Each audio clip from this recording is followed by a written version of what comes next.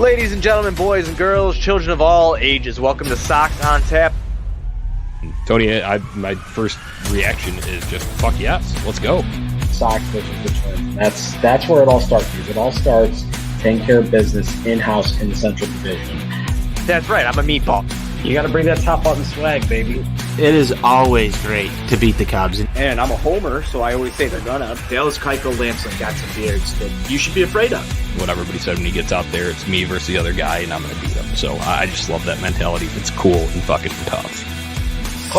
Steve, would you say that Tony is mad online? I would definitely say that. The White Sox winner.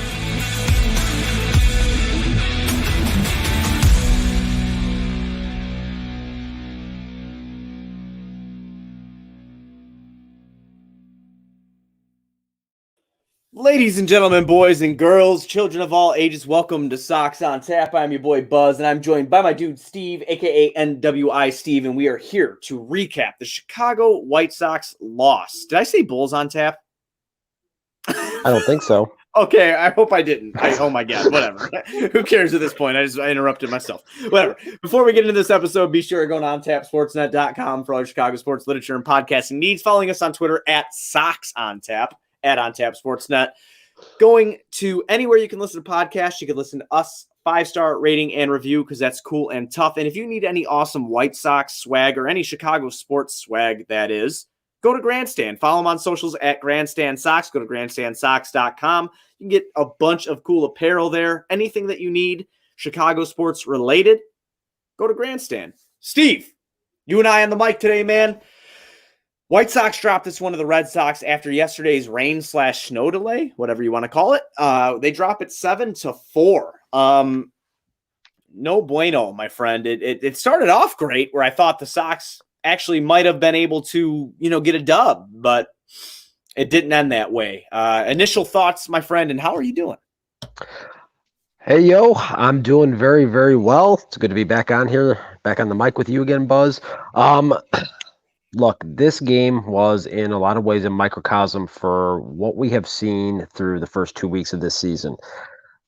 Some real positives. Offense, that first couple of innings there really did a nice job of getting at Nick Pivetta, working some really strong at bats, working some deep counts. Saw, Pito get a nice RBI double there in the first inning, hopefully get him back on track. And then just Dylan Cease again, inconsistency on the mound, bullpen giving one up late, team fighting to claw back in there, and then ultimately just not getting the job done when they have a chance to capitalize and put a game away. Exactly. The Dylan Cease thing is ringing bells in my head right now. So we were, as I was telling you before we went on live today, I had the radio broken out. Or the radio, my little Bluetooth speaker, right? And I have the MLB network, and I was listening to the game today more so than watching the game. I got to listen to basically the whole thing, and then I came in and I caught the 8th and 9th on the television, cut down a couple trees today, but I was listening with my old man, and one thing reigns true every time I watch with him. It seems to be a common occurrence that him and I watch or listen to Dylan Cease starts together. And he is always questioning him. And I'll tell my old man all the time, I'm like, yo, Dad, I'm like, you just got to listen to Steve's breakdown on Dylan Cease's stuff. He's got great stuff. I'm like, we know he has good stuff. I've watched it. He's got good stuff. It just seems like he can't put it together. He did have 6 strikeouts today, Steve, and he did look good in the beginning, okay? Because he got through 2 innings unscathed until we got to the bottom of the 3rd.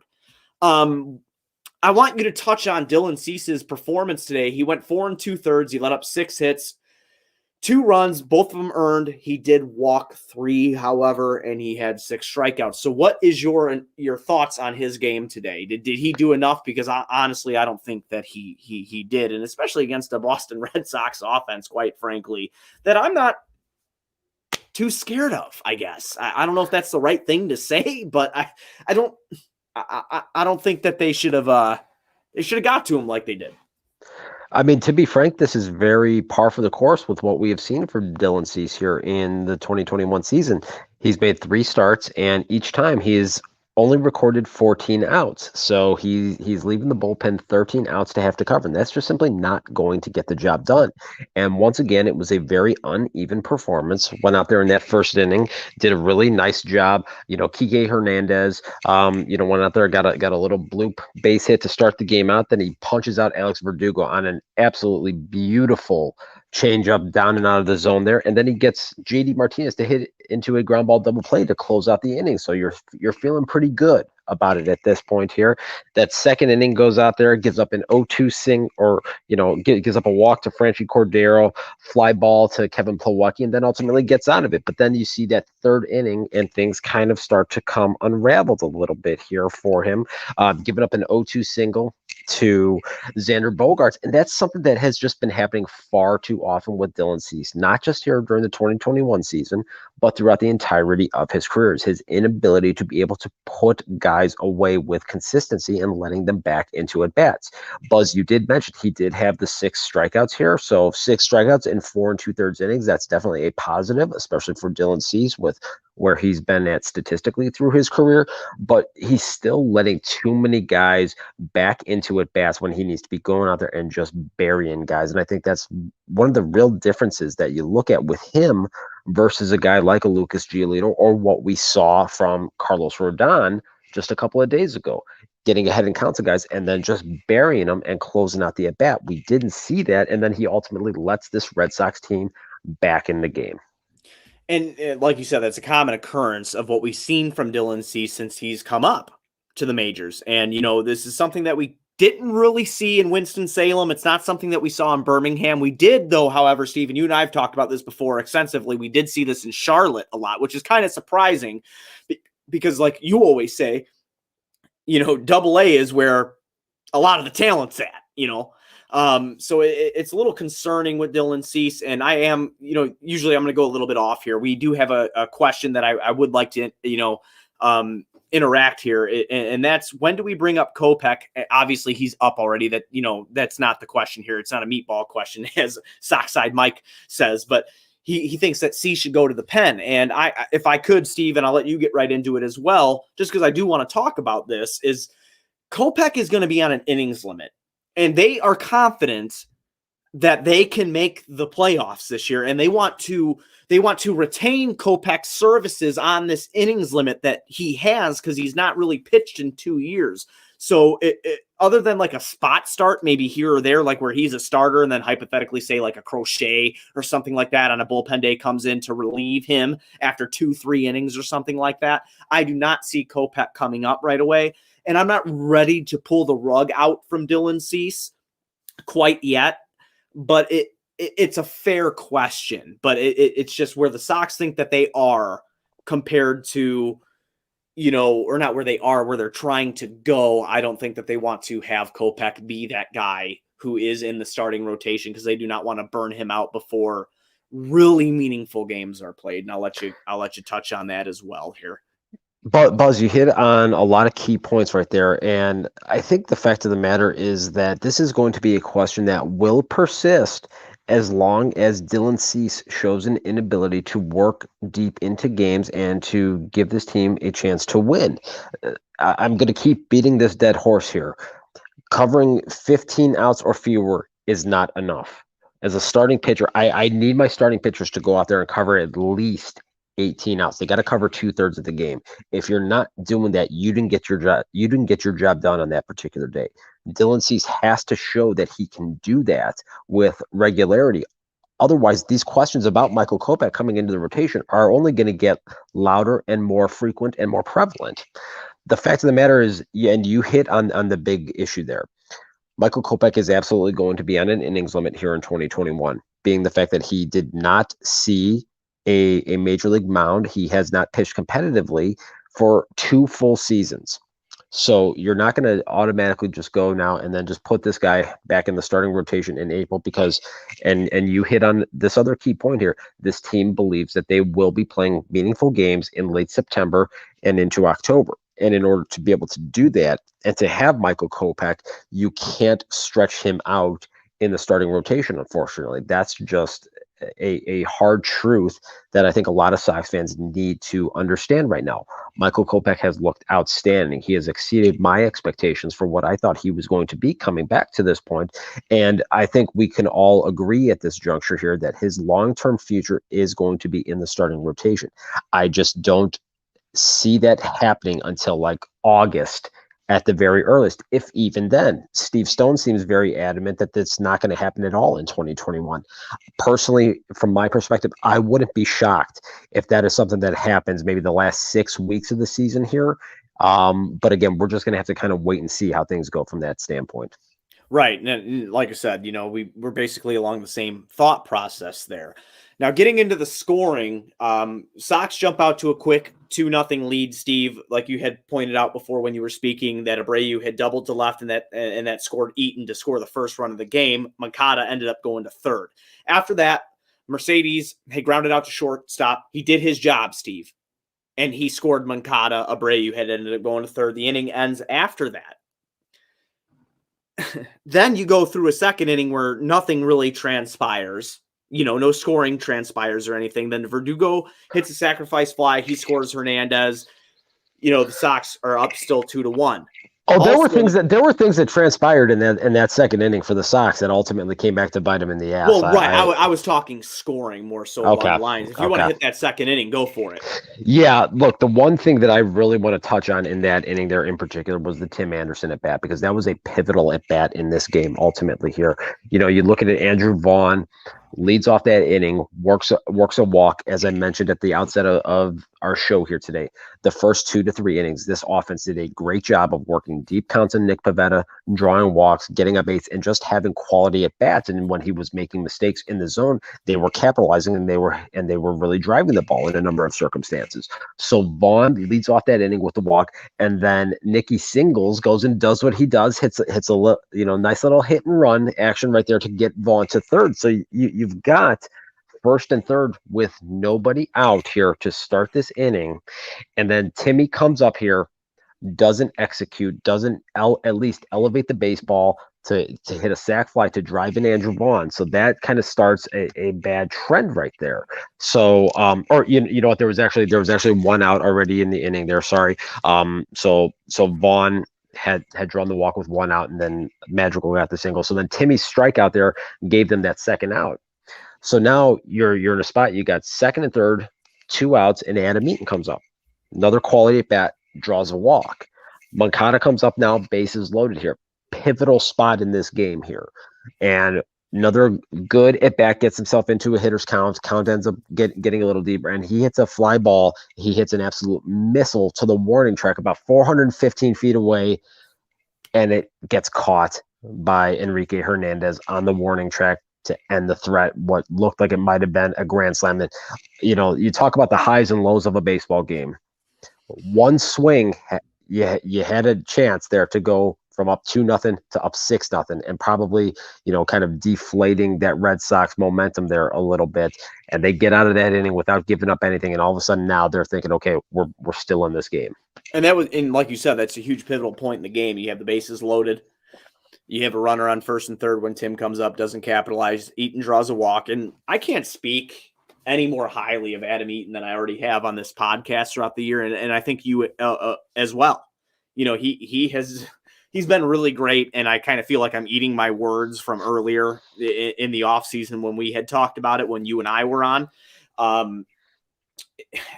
I just feel like it's almost, Steve, the same story night in and night out, where they're not capitalizing with runners in scoring position. Now, every once in a while we'll get it. I mean, we were all on Carlos Rodon's no-hitter. They were kicking ass and taking names. And it's the inconsistencies of that. I understand you can't do it every game. I understand it doesn't work like that. Baseball's a weird sport. I get it. But if you want to be a winning team, you can't blow opportunities like that. And that's exactly what the White Sox do almost night in and night out. I mean, like I said, look at the record right now. They're 2 under 500, and that's not because they've been getting killed. That's not because they've not been competitive. It's been because, Steve, they're not capitalizing when they need to capitalize. You're 100% right, Buzz. Look, this team is 6-8 right now through 14 games. There are, I can count at least 4 games right now that this team really gave away because of their inability to execute and be able to tack on additional runs when they've had opportunities there and put games away that ultimately came back to bite them. So it's these little things that over the course of a 162 game season really can mount and can ultimately start to snowball if somebody doesn't just get tired of this shit at some point and say, all right, I'm gonna do my job and I'm gonna drive in a run. It's got to happen here at some point. There is too much talent on this team and in this lineup for this to continue. One would think, as Sox fans, unfortunately, we have seen seasons where this stuff will drag on for almost the entirety of it. I mean, I go back and I think to the 2007 season. That's one that we kind of have a very similar feel to start this season off from that one. A team just not executing offensively and, a bullpen that was supposed to be just all fireballers that was going to just nail things down if the team had a lead after 5 or 6 innings, and the bullpen has faltered in some instances here. So something's got to happen here relatively quickly to turn the tide, hopefully. And we know the talent is there. It's just a matter of getting on track and figuring out what it's going to take to do that. Absolutely. And then, so getting back into the bottom of the third here, Verdugo hits a sacrifice fly that scores Hernandez. So we're 2-1. White Sox, are still up. Then Devers hits a sacrifice fly to right, and that scores Martinez. So now we're 2-2. No scoring transpires, Steve, until the bottom of the 6th. That's where Hernandez singles on a ground ball to center field. Boston gets a run. And that'll end the inning. So now it's 3-2. Makata comes up in the 7th. He hits a sac fly. That'll score Timmy. So we're at 3-3. Cody Hoyer comes in, Steve. Bottom of the 8th. Marwin Gonzalez. He smacks a home run to right center. At that point, when they went up 4-3, I was a little concerned, but I didn't want to, overreact. Martinez walks after the bases are loaded. Arroyo scores. Verdugo goes to second. Hernandez goes to third. You cannot walk somebody when the bases are loaded. And it just absolutely drives me insane. Like, that's one thing that with this, this lineup, this bullpen, that I was not like, listen, man, I know people are going to struggle. I said in the beginning, like, yes, I think our bullpen is very dynamic. I think that they're going to be very good. I do think that they're, however, very young, which I think that you would agree with. But at the same time, in these situations, that can't happen. And when that run, Steve, scored, that was on a Jose Ruiz walk. What did you, if I'm not wrong on that, right? Jose Ruiz walked him in when the bases are loaded. And in that circumstance, Steve, God, man, I haven't been trying to do this, but I'm going to have to do it. Like,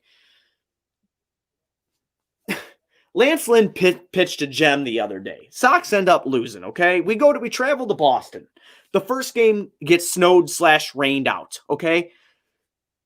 Why is he in there at this point? Am I off on this? And tell me if I'm off on it, because I could be. Look, you're not the only person that was questioning why Jose Ruiz was in that particular spot. The only thing I can think of here at the moment here is because of the fact that you have the doubleheader tomorrow. Apparently they haven't announced a game 2 starter yet. We got Diamond Dallas on the mound for game 1, and apparently it's to be determined for game 2. The only question I have is it possible that maybe we could be looking at a bullpen game in game 2 with maybe Foster being used as an opener and then trying to piece the rest of it together after that? That's the only thing I can think of right now. So otherwise, that's where you're rolling, is a bullpen usage day in the second game of the doubleheader. Yeah, that's the only thing I can think of. Otherwise, I can't understand a reason as to why maybe you wouldn't go like to Aaron Bummer or to one That of was your what I other said. more trusted relievers in that particular spot there. Yeah, I agree with you wholeheartedly. So as we're listening to the game, I think I was actually inside for this part already of this game here, and Tony has trusted Ruiz in certain circumstances this year where I have been kind of skeptical, and I think that's kind of fair. I'm not saying that I know more than a Hall of Fame manager, so please don't kill me. Like, not you. You know what I'm talking about. People that listen to the podcast. Like, I'm not saying that I know more than this guy, but when you need a win and it's in such a close game, and then you have 8, 9, and 1 coming up in the top of the ninth, I just don't necessarily agree with that, but what you just kind of pointed out does make it somewhat make sense that a game 2 starter has not been announced yet. It could be, it could be a bullpen usage day where you see a Crochet, a Kopech, a Foster, Bummer. You can go through the whole goddamn thing at this point, Um, but when a game is in reach, in my opinion only, feel free to disagree, feel free to agree, whatever you have to do. When a game is in reach, I'm going to put my best player in because I know it's a matter of time before the Twins start getting going. And I'm looking at trying to capitalize on these situations to add a W to the column. And that's where I sit as a fan and as somebody that covers this team daily. I can give two fucks about the bullpen day. You're going to have to adapt, or not day, but game 2, whatever, you know what I'm talking about. Like I can give two shits about that when I am in the heat of battle trying to win a ball game. I don't disagree with that assessment at all. I think it's really fascinating how Jose Ruiz, for whatever the reason, seems to have more than 9 lives. Not just with Tony La Russa, that was the case that happened also with his predecessor, Ricky Renteria, being put into some spots, famously pitching to Jose Ramirez last year in a spot that ultimately ended up costing the White Sox a division title. Let's be real about it, because the White Sox win that game last year, they win the division. So for whatever the reason, Jose Ruiz just keeps finding his way into these positions here. It is a really interesting choice to go to him in that particular spot, and I didn't see any of Tony's post-game presser there. I'm very curious to see if anyone asked him as to why he went to Ruiz in that spot, because I would really love to hear the rationale behind it. Well, I'm kind of thinking that you're right on it, though. Personally, I'm kind of thinking that you're along the thought process of what he was probably thinking as well, that, we're going to do a bullpen day game on, the second game of the doubleheader tomorrow. So you're probably right. And I guess in my anger and my frustration, I didn't really, put that together because, again, I'm more so of a guy who's looking at like, listen, you're down a run. You know what I mean? Like, you're down a run. You have 8, 9, and 1 coming up. Let's make sure that these guys are only down a run when they start batting to give you the best percentage to either tie the ball game or even take a lead to get the W that can be right in front of you.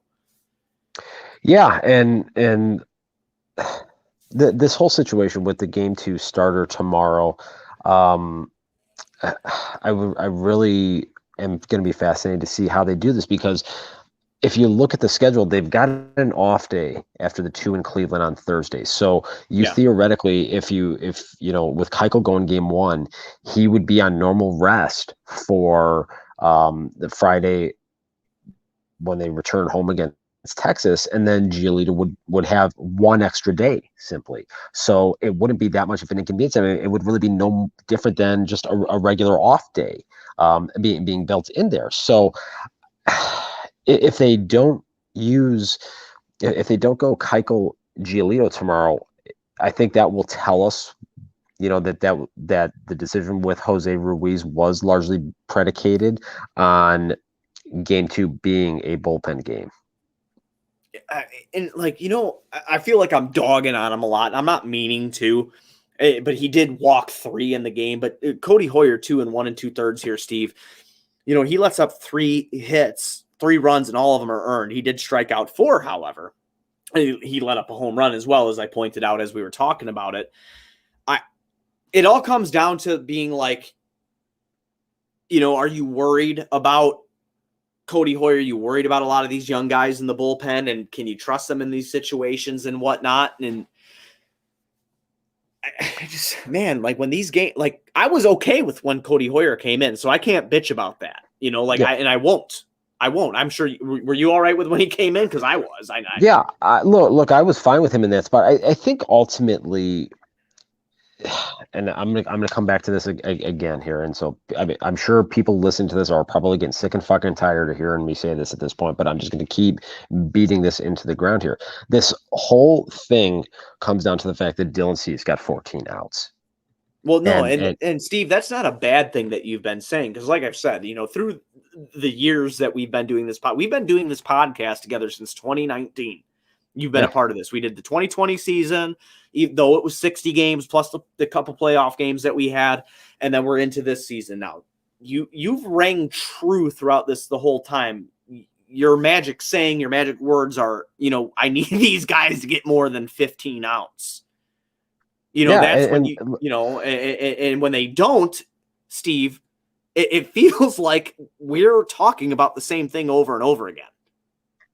And especially when you're seeing it happen repeatedly within the first 2 weeks of the season. Now, look, obviously, coming out of spring training these first couple of weeks here, starters typically aren't going to be going as deep into games with consistency.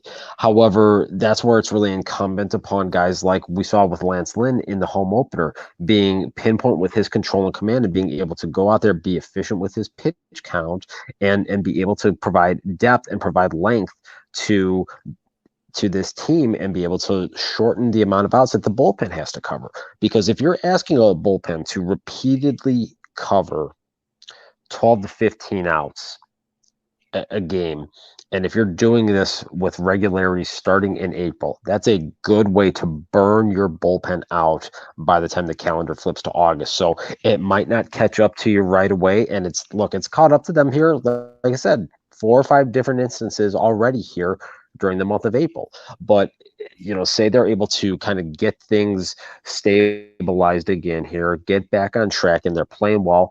Come August, this is the type of thing that could really derail a season, because guys can be out of gas because of the high leverage situations, the high stress pitches that they are ultimately having to throw repeatedly in the month of April. Mm-hmm. No, you're absolutely right. And then we'll just touch on the top of the ninth here real quick. I mean, it's I guess you could say it's of note. Vaughn gets on there. Eaton ends up doubling. And that'll score Vaughn. Eaton doubled deep center, and that'll end up scoring Vaughn. But the final score of the game is 7-4. Sox end up dropping it, as we pointed out before. They are now 6-8. They are 3-5 away from guaranteed rate field.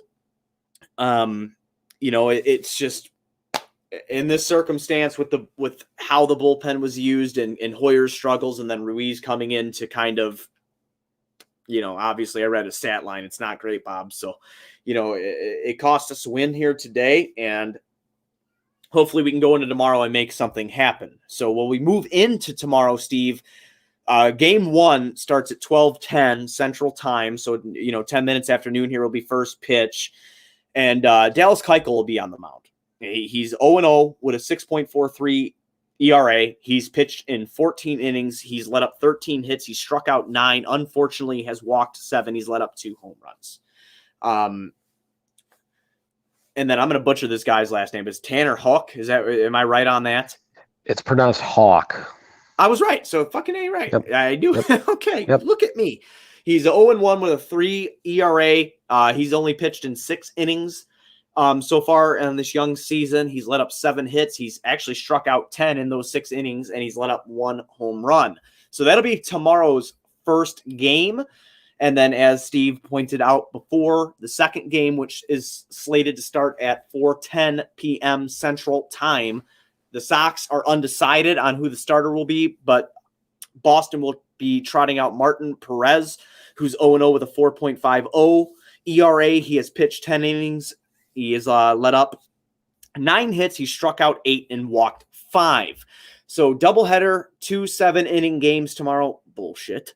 I can't get over that. I just can't. That and the extra innings rule, I can't get over it. I finally talked myself into the reliever rule, you have to face 3 batters or whatever before you go out. I finally got myself okay with that one, but the other 2, I just can't get with it.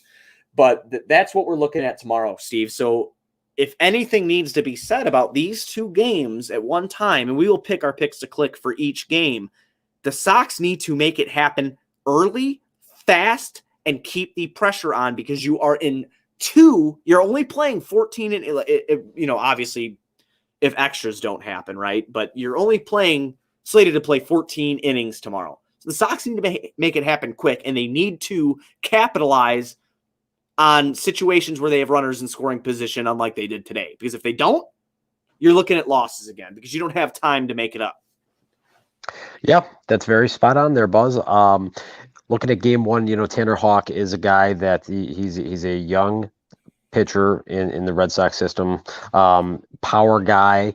He's gonna bring a heavy fastball at there, and he's a guy that they are very high on. So the Sox hopefully are going to have a good, consistent offensive approach, similar to what we saw at the outset of this game here, working some quality counts, and they're going to be in for a little bit of a battle, because he's got some pretty good stuff.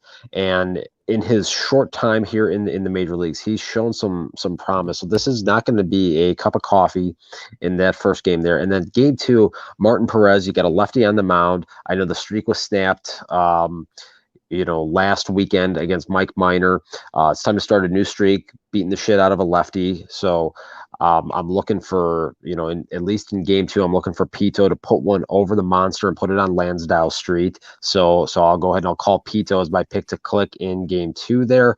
As far as game 1 goes, look, hopefully Yasmani Grandal is back in the lineup. They got to get the big boys going here. Timmy, these first 2 games back has swung the bat pretty well. Overall, he's looked fluid out there in his movements defensively, but they got to get him going. They got to get Yoan going. They got to get Jose Abreu going, and they got to get Yasmani Grandal going, because we're starting to see it here a little bit over the last 4 or 5 days. Your mean Mercedes, aside from the bomb that he hit on Wednesday night, is starting to cool down a little bit. Starting to come back down to earth. Yeah, so somebody else in this core group of veteran guys that we are counting on needs to pick up the slack for this. I do want to ask you real quick, and I know we're kind of jumping around a little bit, but me, I got that ADD shit, so it just kind of happens. But I did want to ask you, and just like you and I sitting having a couple beers and having a conversation, I did read a tweet, and I cannot remember, Steve, who the fuck put it out, man. I'm trying to find it, and I can't find it. But I did read that Cease seemed to be more comfortable with Collins. And I have to find the tweet, and I will text it to you once I find it. I don't care who you're more comfortable with. Not me personally. We're paying Yasmani Grandal a significant amount of money. I think he's getting too many off days here, and I'm a believer that is not good consistently for him when he's in the batter's box. I don't know about you, but that is my feelings on it, because it's not like he's a guy that hits for crazy fucking average or anything. He does get on base at a high clip. He does have opportune hits. We've seen that in his time here and over his career. But why is he not? I don't understand it myself, and I don't know if that's the truth. I'm going to find the tweet now. I will get it to you. But do you think that hurts him? Because I want to pick him for my pick to click tomorrow as well in game 1. And you guys took Pito from me in game 2, so I'm going to take Mancada. But do you think that affects him at all? Because I think it affects him. I think so too, because if you look historically throughout the course of his career, he's been a guy that has played a lot of games, and that's one of the things that being a switch hitter affords you that opportunity. So, we would see in a lot of circumstances, if you had a left-handed hitting catcher, they would typically get those days off against left-handed pitchers. But Yasmani being able to hit from the right side of the plate, and the fact that he has actually swung the bat better from the right side of the plate since the second half of the 2018 season, his bat is always going to be or I shouldn't say always. More often than not, his bat being in the lineup will be a positive for you, because of the fact that he does have that elite plate discipline and can draw walks and can work counts and see a lot of pitches here. So I think there is possibly something to what you're talking about here, and the fact that he's not able to develop a consistent rhythm because he is getting as many off days as he is. And this is something I was very critical of Rick Renteria for last year when he was sitting him with more regularity than I wanted to see. And I think it's something that I don't really understand the thought process with Tony La Russa here right now, especially coming off of an off day. Well, right. And then you go into the doubleheader tomorrow, Steve. Do you see him catching all 14 innings? No chance. I anticipate he will catch game 1 of the doubleheader. Then we're going to get Collins in game 2, and then I would expect then to see Grandal catch the morning finale on Monday.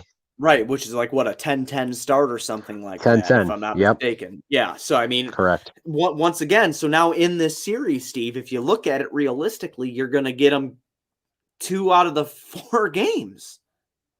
And I just don't understand. Yeah. I don't understand it. And I'm not trying to take anything away from Zach Collins. I'm not saying he's a bad ball player. That's not what I'm saying. It's just you have an elite level catcher, like you said, with a great eye. And like I had said before, who does seem to get opportune hits when you need them. And he's riding your pine. And I just don't get it. And it's something that I guess I won't understand, but I guess that's why I don't work in a fucking MLB, dugout. I don't know. I really don't get it. So just to clarify once again, your picks to click for tomorrow, brother.